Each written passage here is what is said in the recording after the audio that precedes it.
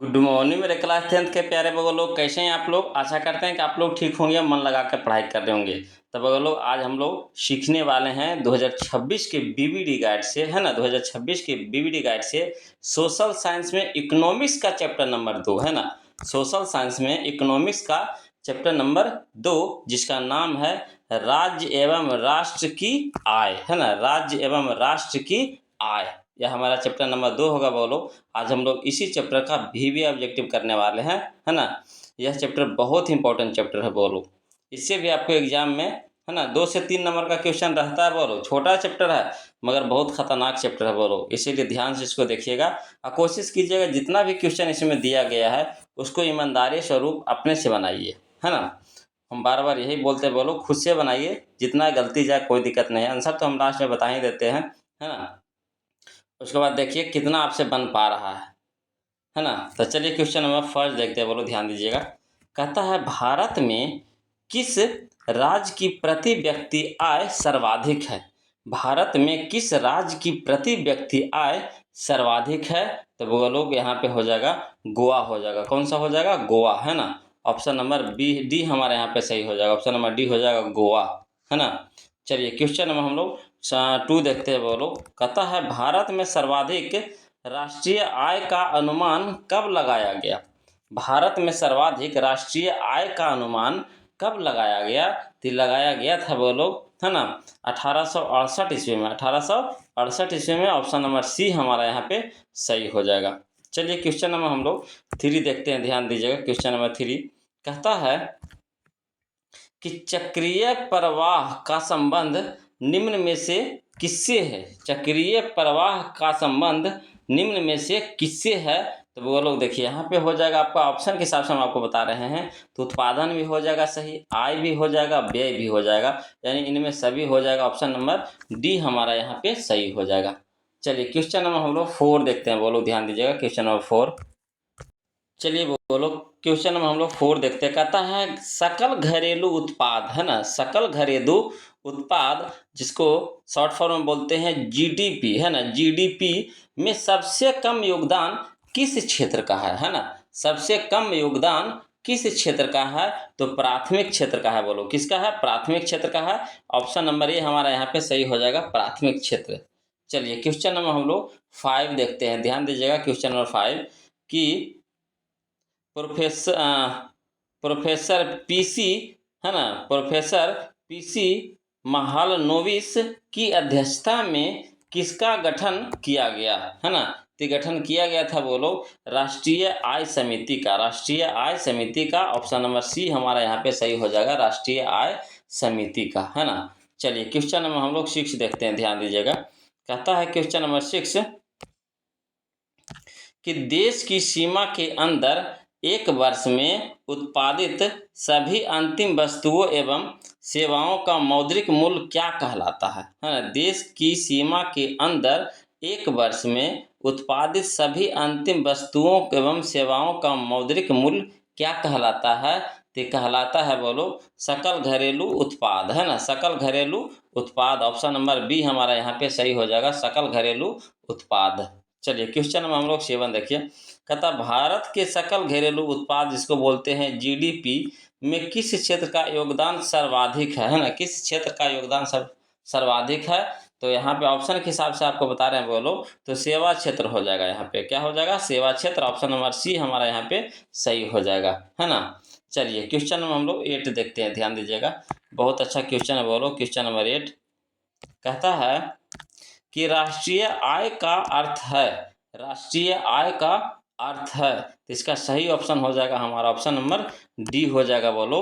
किस अर्थव्यवस्था की सभी, है ना, किस अर्थव्यवस्था की सभी अंतिम वस्तुओं और सेवाओं का मौद्रिक मूल्य, है ना, यही होता है राष्ट्रीय आय का अर्थ। चलिए क्वेश्चन नंबर 9 देखिएगा बोलो। कहता है कि वर्ष भर में किसी देश में अर्जित आय की कुल मात्रा को क्या कहते हैं?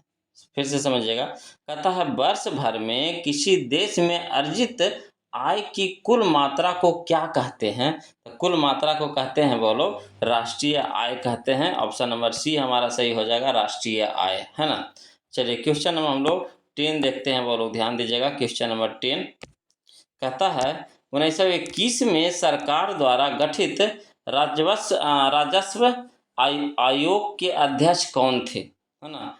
1921 में सरकार द्वारा गठित राजस्व आयोग के अध्यक्ष कौन थे, तो ये थे बोलो इब्राहिम, है ना, Rahimtulla, Ibrahim Rahimtulla. Option number A हमारा यहाँ पे सही हो जाएगा।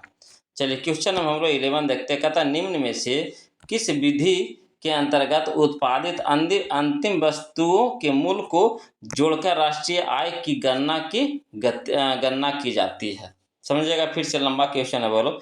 कहता है निम्न में से किस विधि के अंतर्गत उत्पादित अंतिम वस्तुएं के मूल्य को जोड़कर राष्ट्रीय आय की गणना की जाती है ना। किस विधि के द्वारा, बोलो। तो ये किया जाता है मूल्य योग विधि, है ना, मूल्य योग विधि। ऑप्शन नंबर सी हमारा यहाँ पे सही हो जाएगा।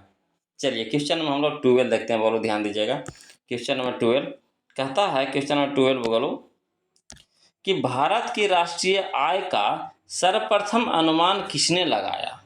भारत की राष्ट्रीय आय का सर्वप्रथम अनुमान किसने लगाया, तो दादा भाई नौरोजी, है ना, दादा भाई नौरोजी ने लगाया था, बोलो। ऑप्शन नंबर डी हमारा यहाँ पे सही हो जाएगा, दादा भाई नौरोजी। चलिए क्वेश्चन नंबर 13 देखिए। कहता भारत के सकल घरेलू उत्पाद में, है ना, भारत के सकल घरेलू उत्पाद में किस क्षेत्र का योगदान सर्वाधिक है ना, किस क्षेत्र का योगदान सर्वाधिक है, तो ये यहाँ हो जाएगा, बोलो, सेवा क्षेत्र का, है ना। ऑप्शन नंबर सी हमारा सही हो जाएगा, सेवा क्षेत्र। चलिए क्वेश्चन नंबर हम लोग 14 देखते हैं, ध्यान दीजिएगा। क्वेश्चन नंबर 14 बोलो, कहता है निम्नांकित में कौन हमारे रहन सहन के स्तर को प्रभावित करता है। निम्नांकित में कौन हमारे रहन सहन के स्तर को प्रभावित करता है, तो यहाँ पे हो जाएगा, बोलो, हमारा प्रति व्यक्ति आय। ऑप्शन नंबर सी हमारा सही हो जाएगा, प्रति व्यक्ति आय, है ना। चलिए क्वेश्चन नंबर 15 देखिए। कहता भारत में वित्तीय वर्ष कहा जाता है, भारत में वित्तीय वर्ष कहा जाता है तो 1 अप्रैल से 31 मार्च तक, है ना, 1 अप्रैल से 31 मार्च तक। ऑप्शन नंबर सी हमारा यहाँ पे सही हो जाएगा। चलिए क्वेश्चन नंबर हम लोग 16 देखते हैं, ध्यान दीजिएगा। क्वेश्चन नंबर 16 कहता है बिहार के किस जिले का प्रति व्यक्ति आय सर्वाधिक है ना, बिहार के किस जिले का प्रति व्यक्ति आय सर्वाधिक है, तो सब जानते होंगे वो लोग कि पटना में सबसे ज़्यादा, है ना, पटना में सबसे ज़्यादा है। ऑप्शन नंबर ए हमारा यहाँ पे सही हो जाएगा, है ना। चलिए क्वेश्चन नंबर 17 देखिए। कहता दादा भाई नौरोजी ने सर्वप्रथम राष्ट्रीय आय का अनुमान कब लगाया था। दादा भाई नौरोजी ने सर्वप्रथम राष्ट्रीय आय का अनुमान कब लगाया था, तो लगाया था, बोलो, 1868 ईस्वी में, है ना, 1868 ईस्वी में। ऑप्शन नंबर ए हमारे यहाँ पे सही हो जाएगा, 1868 ईस्वी में। चलिए क्वेश्चन नंबर हम लोग 18 देखते हैं, ध्यान दीजिएगा।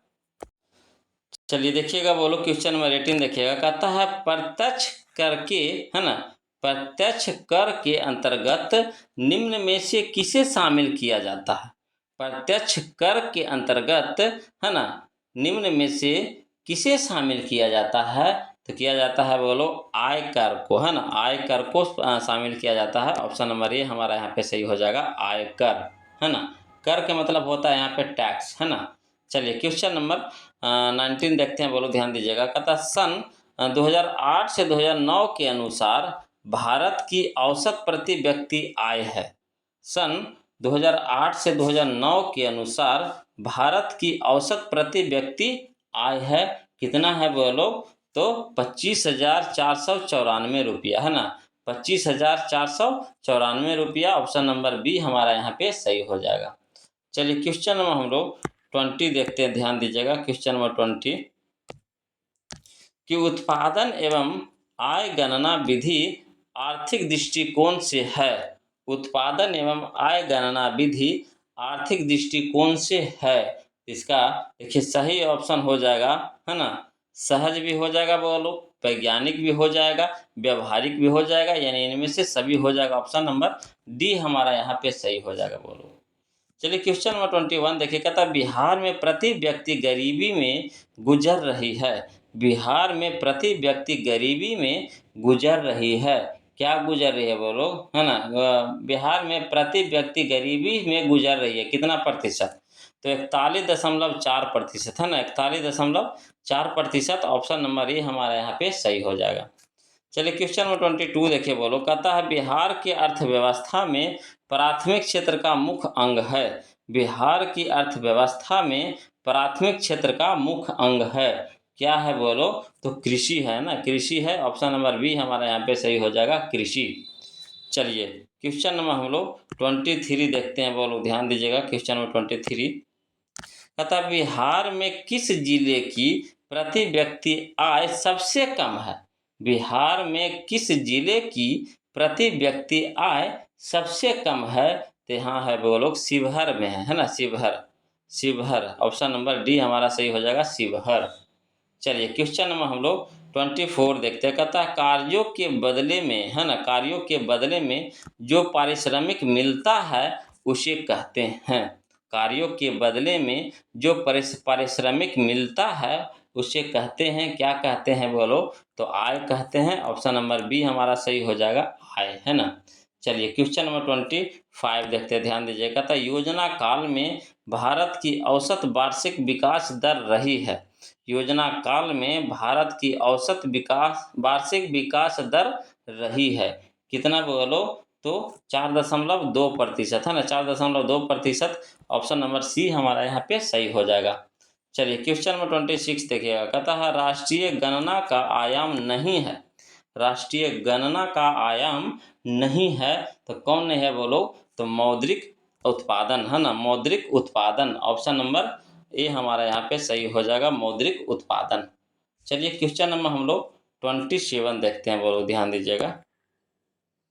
क्वेश्चन नंबर 27 कहता है राष्ट्रीय आय जाना जाता है। राष्ट्रीय आय जाना जाता है ना, किस विधि के द्वारा बोलो, तो देखिए आय गणना विधि ये भी सही है, व्यावसायिक गणना विधि ये भी सही है, उत्पादन गणना विधि ये भी सही है, यानी कह सकते हैं उपयुक्त सभी के द्वारा, है ना, उपयुक्त सभी के द्वारा। ऑप्शन नंबर डी हमारा यहाँ पे सही हो जाएगा। चलिए बोलो क्वेश्चन 28 देखते हैं, ध्यान दीजिएगा। कहता है बिहार की आय में सर्वाधिक योगदान होता है ना, बिहार की आय में सर्वाधिक योगदान होता है ना। यह हमारा देखिए बोलो इस चैप्टर का लास्ट क्वेश्चन होगा, है ना, चैप्टर नंबर 2 का लास्ट क्वेश्चन होगा। तो इसका आंसर जानने से पहले बोलो आप लोग से निवेदन है ना, हमेशा की तरह अभी फिर याद दिला देते हैं बोलो कि प्लीज़ वीडियो को लाइक कर दीजिएगा। जो अभी तक चैनल को सब्सक्राइब नहीं किए बोलो, जो अभी नए नए जुड़े हैं तो प्लीज़ चैनल को सब्सक्राइब कर दीजिएगा। और किसी भी प्रकार का कोई दिक्कत है, परेशानी हो तो प्लीज़ कमेंट कीजिएगा, शर्माइएगा नहीं, है ना। तो चलिए इसका आंसर देखते हैं बोलो, इसका आंसर हो जाएगा हमारा ऑप्शन नंबर सी हो जाएगा, सेवा क्षेत्र का। किसका, सेवा क्षेत्र का, यानी ऑप्शन नंबर सी हमारा यहाँ पे सही हो जाएगा, है ना। तो बोलो आज के लिए इतने रखेंगे, फिर मिलते हैं हम लोग अगले वीडियो में, तब तक के लिए जय हिंद।